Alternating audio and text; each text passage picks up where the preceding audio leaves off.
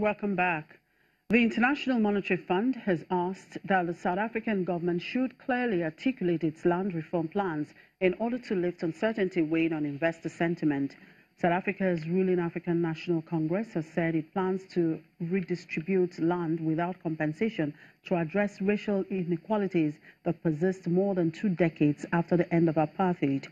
Government critics have expressed concern that those plans could infringe on property rights. The IMF, which recently completed a mission to South Africa, says that the government's stated priorities of strengthening governance and promoting employment presented an opportunity to accelerate economic growth momentum. The IMF currently forecasts that the South African economy will grow 1.5% this year. And digital payment is on the rise in Africa with a view to reduce the 4 billion number of the world's population that are currently offline.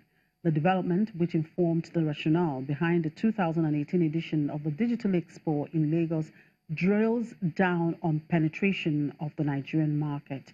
In an interview with Channel's business producer Temple Ashaju, the organizer, Mr. Adeyemi, examines the growing trend of electronic IPO as well as the adoption of cryptocurrencies.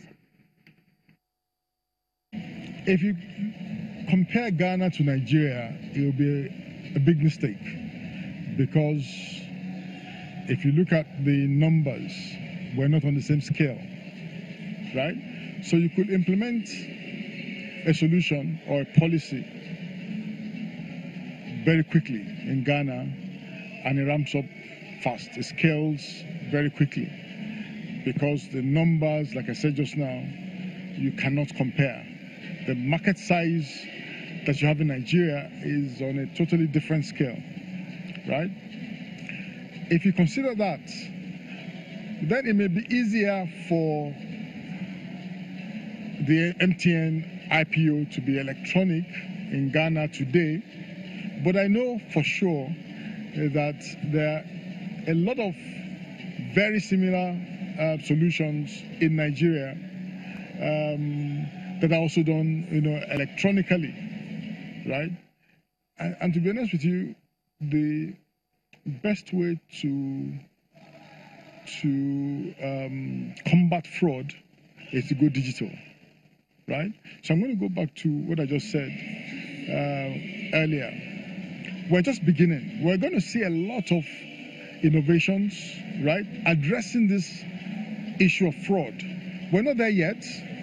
We're seeing the fraud numbers climb, but again, that is as a result of the complexity of the economy here and the complexity of the policies that we have, right, in Nigeria. Plus, and when I think of the policies, you have a space in Nigeria, the digital space, where you have a lot of fintechs coming in, right? You have a lot of players, stakeholders coming in. There's regulation, but again, on the whole, if you look at the size, right, then you will see that the bigger the scale that you want to achieve, right, the tighter the regulation that you need, right? But once players come in, the more players you have, the more the potential for security breaches, which is what we're experiencing today. But I know that Central Bank of Nigeria is on top of the game when it comes to security and regulation. It's top on their minds, and it's top on the plate as we speak. So, yes, today there are a lot of those kind of situations, but you will see it go down as we make progress, because as we go, those policies will begin to take effect more efficiently, because people will begin to understand the need for protection, the need for regulation and enforcement as well. I think that's what we'll begin to see in Nigeria. Ghana, yes, I mean, it's a small economy, right? Things happen there. I mean, it scales very quickly. They also have their own issues, by the way. They also have their own security breaches and so on that we may not know about. But security in terms of fraud prevention and risk management is key for the Central Bank of Nigeria. Cryptocurrencies all over the place, blockchain technology, all in line with fourth industrial revolution as we have in the technology space now. Would you say we're foot dragging about this in the Nigerian markets? No, we're not foot dragging. There's a lot of initiatives currently in the ecosystem. There's a lot of conversations and discussions going on with respect to blockchain and cryptocurrencies generally. We're at the very beginning, introductory level, where people are just beginning to, have basic understanding of how this works. However, you will understand if you look at the environment that cryptocurrency is here. There are a lot of people already, engaging those concepts, right? But we're doing it with caution. So rather than Bitcoin, for instance, being a medium of exchange, a means of exchange, right? It's a store of value. So people get involved in Bitcoin like collection, right? Not because they want to use it for transaction purposes, but because they want to store it, right, and trade.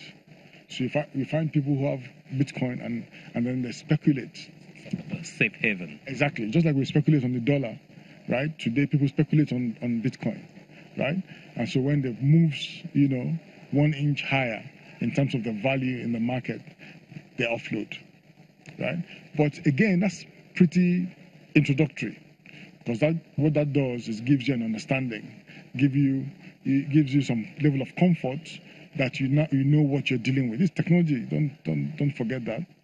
And so people need to be comfortable. But regulators. Yeah. Now, for the regulators, I know that again there are conversations going on, there are discussions going on. The issue is, how do we regulate? And finally, the International Energy Agency believes a recent spike in the oil price could soon start to ease, helping to alleviate concerns that surging prices could hurt demand and global economic growth. Rising oil prices have created question marks over the strength of demand, but the IEA left its oil demand growth forecast for 2019 largely unchanged at 1.4 million barrels a day, similar to this year's level. Meanwhile, oil prices fell today, pulled down by rising supplies in the United States and expectations that voluntary production cuts led by producer OPEC could be loosened. The Organization of the Petroleum Exporting Countries is due to meet on June 22 in Vienna, Austria, to discuss future production policy. And that's it on the program. Thank you very much for watching. I'm Chimizi Obi Uwabu.